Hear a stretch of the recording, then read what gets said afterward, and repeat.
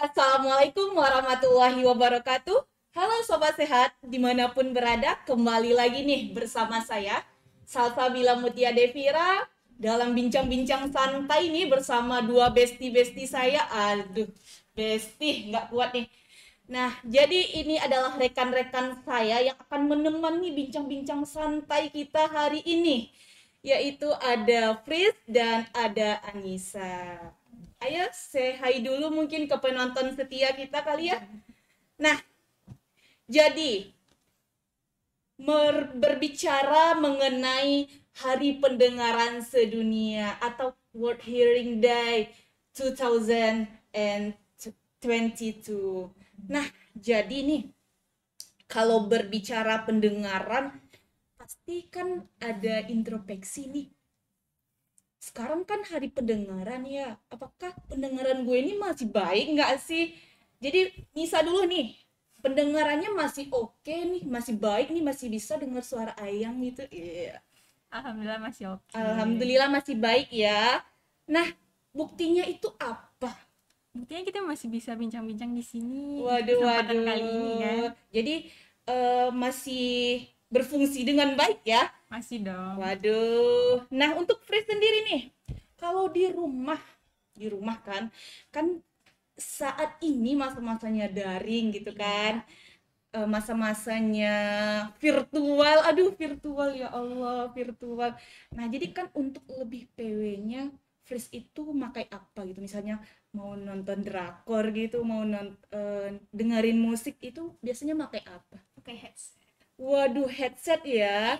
Jadi kalau di rumah itu biasanya Fris itu makanya itu ada batasannya atau ada aturannya itu Ya, gimana? tentu ada aturan yang dianjurkan ya untuk menggunakan headset ini, yaitu ada rule 60 60 60 60 per 60, di mana Wow. untuk penggunaannya itu kita memakainya dengan persentase 60% dari volume maksimal, dengan durasi 60 menit.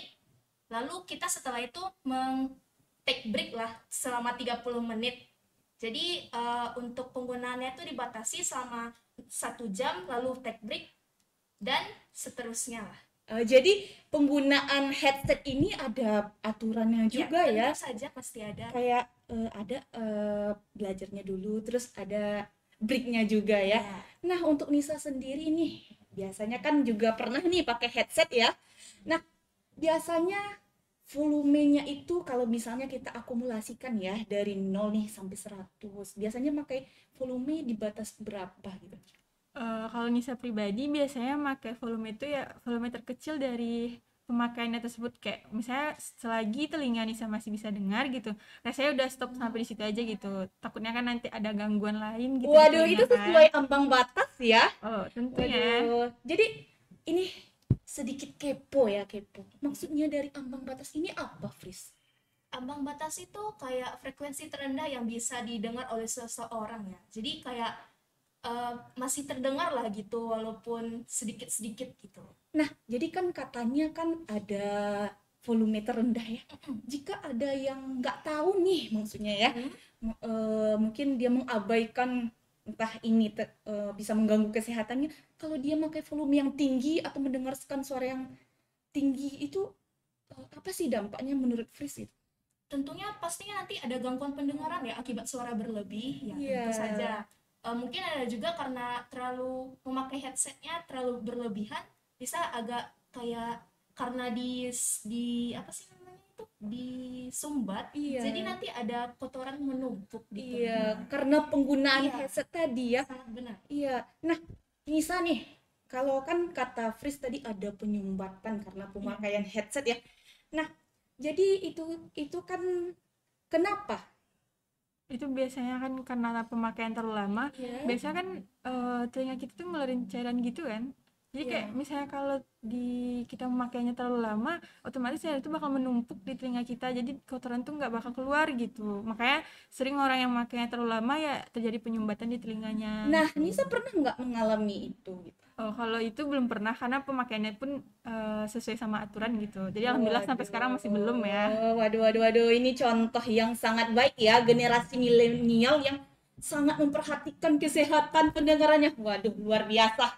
Nah, jadi kan gini, kalau berbicara tentang gangguan atau maksudnya kepedulian kita terhadap pendengaran, pasti kan ada usaha, ada ikhtiar, iya kan? Iya. No, bisa jadi atau melakukan sesuatu untuk freeze apa gitu yang dilakukan untuk menjaga dan kepeduliannya terhadap pendengaran. Untuk menjaganya tentu kita mengikuti aturan yang seperti Fris bilang tadi. Iya. Dan juga kalau ada beberapa kendala kita bisa menceknya. Nah, menceknya itu bisa di dokter spesialis THT. Nah, ini ya betul sekali. Nah, jadi kan banyak nih generasi milenial yang kaum rebahan gitu kan. Iya. Ada nggak sih cara jitu atau cara ampuh gitu untuk dia tuh ada solusi untuk gue mau cek pendengaran nih, tapi gimana ya cara tepatnya gitu, gimana nih Sa? Menurut pakai aplikasi yang kita pakai kemarin kan? Oh iya. Oh iya. Coba cek ya gitu. Ya, jadi pakai aplikasi itu kalau boleh tahu apa sih nama aplikasinya, boleh sahabat sehat ini tahu gitu. Untuk ya generasi milenial yang apalagi yang mageran bisa mencek melalui aplikasi ya yang bernama Hear WHO, bisa di download di App Store ataupun di Play Store. Ya, untuk benefitnya juga banyak. Kita bisa mengetahui kualitas pendengaran kita. ya, skornya juga langsung skornya keluar juga ya. langsung keluar. Jadi kalau ada kendala bisa langsung kita laporikan. Kalau boleh tahu nih berapa nih skornya gitu. Pastinya akan mengejutkan ya, apakah gue ada gangguan pendengaran nggak sih, perlu cek ke dokter nggak sih, perlu cek rutin nggak sih gitu. Berapa, boleh tahu dong, kasih tahu ke sobat sehat. 43. Kamu? Waduh. Itu apa nih peringatannya di situ karena mendapatkan skor yang segitu? Suruh cek ya. Iya, Ke dokter THT gitu.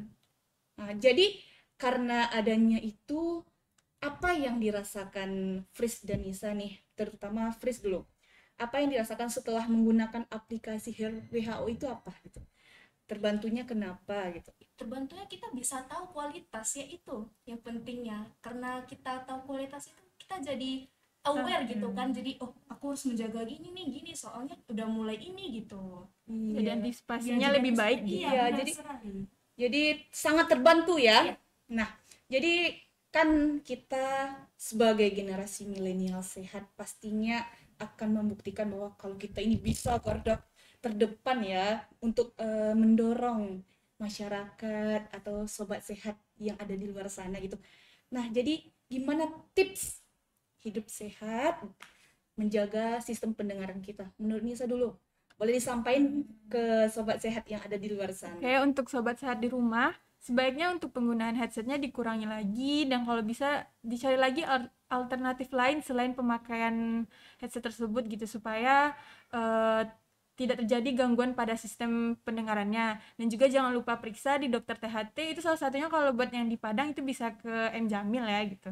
Waduh. Bisa langsung ketemu sama dokternya. Iya, benar sekali ya, dokter yang hebat-hebat ini ya. Ada yang ganteng loh. Waduh, ya Allah, ini benar-benar ya.